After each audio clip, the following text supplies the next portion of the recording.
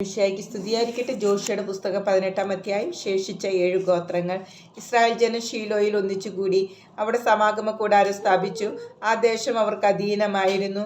ഇനിയും അവകാശം ലഭിക്കാത്ത 7 ഗോത്രങ്ങൾ ഇസ്രായേൽക്കാരുടെ ഇടയിലുണ്ടായിരുന്നു. അതിനാൽ ജോഷുവ ഇസ്രായേൽ ജനത്തോട് പറഞ്ഞു, നിങ്ങളുടെ പിതാക്കന്മാരുടെ ദൈവമായ കർത്താവ് നിങ്ങൾക്ക് നൽകിയിരിക്കുന്ന ദേശം കൈവശപ്പെടുത്താതെ എത്ര നാൾ നിങ്ങൾ അലസരായിരിക്കും? ഓരോ ഗോത്രത്തിൽ നിന്ന് 3 പേരെ വീതം തിരഞ്ഞെടുക്കുവിൻ. ഞാൻ അവരെ ആ ദേശത്തേക്ക് അയക്കാം. അവർ ചുറ്റി സഞ്ചരിച്ച് തങ്ങൾ കൈവശമാക്കാൻ ഉദ്ദേശിക്കുന്ന ഭാഗത്തിന്റെ വിവരങ്ങൾ ശേഖരിച്ചു കൊണ്ടുവരട്ടെ. അവർ അത് 7 ഭാഗങ്ങളായി തിരിക്കണം. യൂദ തെക്കു ഭാഗത്തുള്ള തന്റെ ദേശത്ത് താമസം തുടരട്ടെ. ജോസഫിന്റെ കുടുംബം വടക്കു ഭാഗത്തുള്ള തങ്ങളുടെ സ്ഥലത്തും. നിങ്ങൾ ആ പ്രദേശം 7ആയി തിരിച്ച് വിവരം എനിക്ക് തരുവിൻ. ഞാൻ നമ്മുടെ ദൈവമായ കർത്താവിന്റെ മുമ്പിൽ നറുക്കിട്ട് അത് നിങ്ങൾക്ക് നൽകാം. ലേവ്യർക്ക് നിങ്ങളുടെ ഇടയിൽ ഓഹരി ഉണ്ടായിരിക്കുകയില്ല. കർത്താവിന്റെ പൗരോഹിത്യമാണ് അവരുടെ ഓഹരി. ജോർദാന് കിഴക്ക് ഗാദിനും റൂബനും മനാസയുടെ അർത്ഥഗോത്രത്തിലും തങ്ങളുടെ അവകാശം ലഭിച്ചിട്ടുണ്ട്. ഇത് കർത്താവിന്റെ ദാസനായ മോശ അവർക്ക് നൽകിയതാണ്. അവർ യാത്ര പുറപ്പെട്ട ദേശത്ത് ചുറ്റി സഞ്ചരിച്ച് വിവരം ശേഖരിച്ച് മടങ്ങി വരുവിൻ. അവിടെ ഷീലോയിൽ കർത്താവിന്റെ മുമ്പിൽ ഞാൻ നിങ്ങൾക്ക് വേണ്ടി നറുക്കിടാമെന്ന് ജോഷുവ പറഞ്ഞു. അവർ പോയി ചുറ്റി സഞ്ചരിച്ച് ദേശത്തെ 7ആയി തിരിച്ച് പട്ടണങ്ങളടക്കം വിവരം രേഖപ്പെടുത്തി. അവർ ഷീലോയിൽ ജോഷുവയുടെ അടുത്ത പാളയത്തിൽ മടങ്ങിയെത്തി. അപ്പോൾ ജോഷുവ അവർക്ക് വേണ്ടി ഷീലോയിൽ കർത്താവിന്റെ മുമ്പിൽ വെച്ച് നറുക്കിട്ടു. അവൻ ഇസ്രായേൽ ജനത്തിന് ആ ദേശം ഗോത്രമനുസരിച്ച് വിഭജിച്ചു കൊടുത്തു.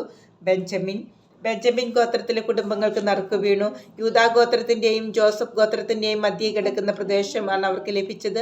അവരുടെ വടക്കേ അതിർത്തി ജോർദാനിൽ തുടങ്ങി ജെറീക്കോയുടെ പാർശ്വം വരെ ചെന്ന് മലമ്പ്രദേശങ്ങളിലൂടെ പടിഞ്ഞാറോട്ട് കടന്ന് ബെത് ആവാൻ മരുഭൂമിയിലെത്തുന്നു. അവിടെ നിന്ന് ലൂസിന്റെ ബഥേലിന്റെ തെക്കു ഭാഗത്തു കൂടെ കടന്ന് താഴോട്ട് ബെത് ഹൊറോണിന്റെ തെക്ക് കിടക്കുന്ന മലയുടെ അത്താറോത്ത് ആധാറിലേക്കും ഇറങ്ങുന്നു.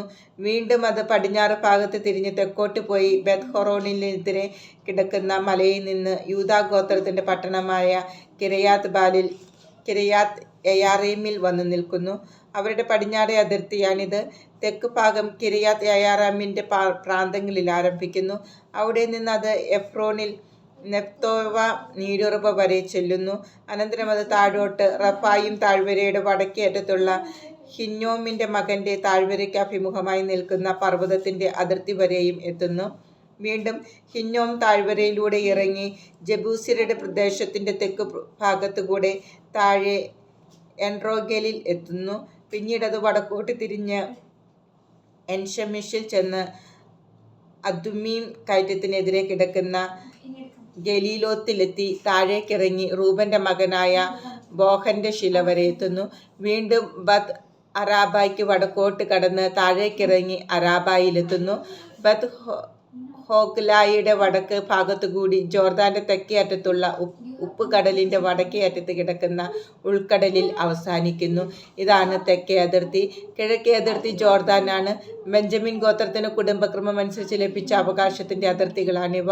കുടുംബക്രമം അനുസരിച്ച് ബെഞ്ചമിൻ ഗോത്രത്തിന്റെ ഉള്ള പട്ടണങ്ങൾ ഇവയാണ്: ജെറീക്കോ, ബാത് ഹോഗ്ല, എമേക്കെസിസ്, ബത് അരാബ, സെമറായിം, ബഥേൽ, ആറാവീം, പാര, ഓഫ്ര,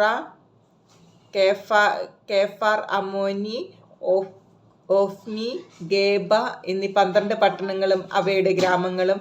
ഗിബയോൻ, റാമ, ബേരോത്ത്, മിസ്പെ,